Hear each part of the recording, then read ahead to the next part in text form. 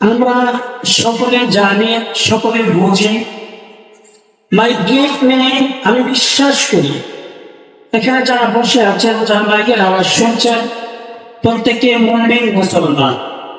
আমি যদি প্রশ্ন করি আপনাদেরকে যে অনন্ত সুদ খাওয়া কি, আপনারা বলেন হারাম।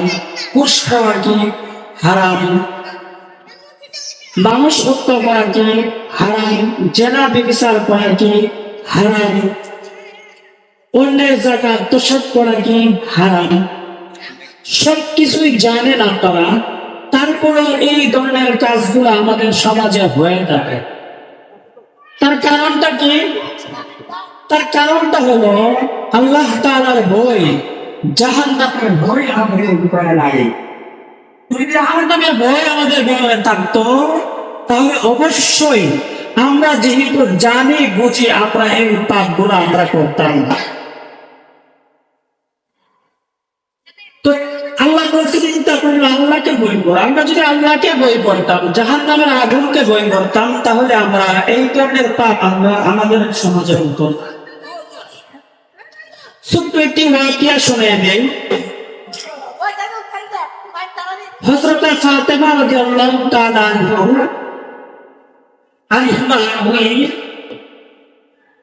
বাবার বাড়িতে যান, বাবাকে দেখার জন্য বাবার বাড়িতে গেলেন।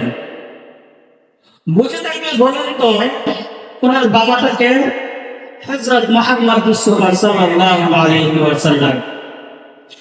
যখন ওনার বাবার কাছে গেলেন, গিয়ে দেখে বাবা অজস্র কান্না করছে, ফুপিয়ে ফুপিয়ে কান্না করছে। এতই কান্না করছে যে কান্না দেখে হযরতে ফাতেমা এবং সঙ্গে থাকা আলী রাদিয়াল্লাহু তাআলা দুজনেই কান্না শুরু করে দিয়েছে।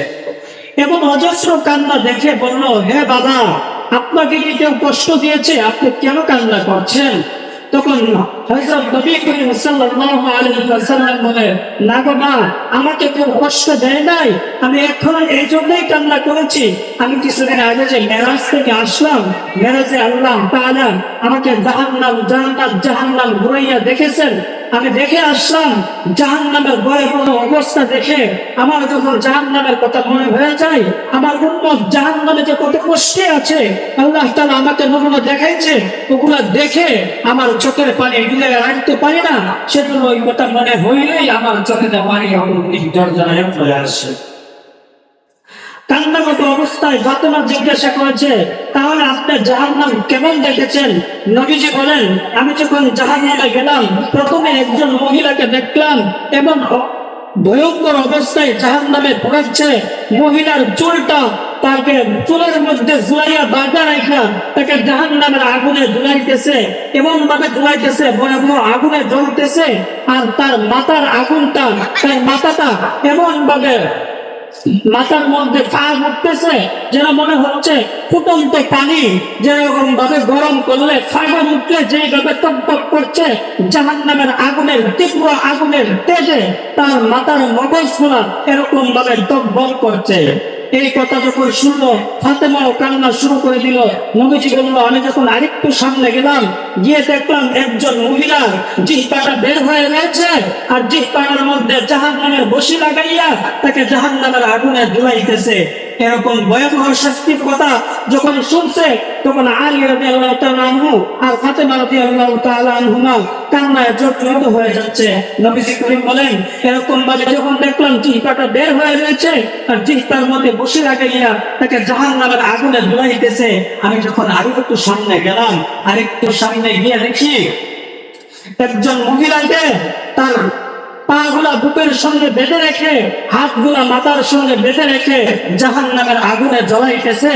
সে জাহান্নামের আগুনে চিৎকার করতেছে।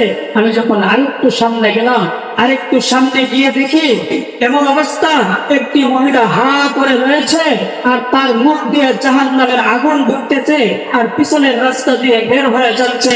এরকম ভয়াবহ অবস্থা। আমি যখন আরেকটু সামনে গেলাম, দেখলাম একটি মহিলা তার মুখটা কুকুরের আকৃতি হয়ে রয়েছে আর তাহার পেটটা পশুর ন্যায় হয়ে রয়েছে। পেটের মধ্যে অসংখ্য অগণিত সাপ লেগে রয়েছে আর সেই সাপ দংশন করতেছে। আল্লাহু আকবার।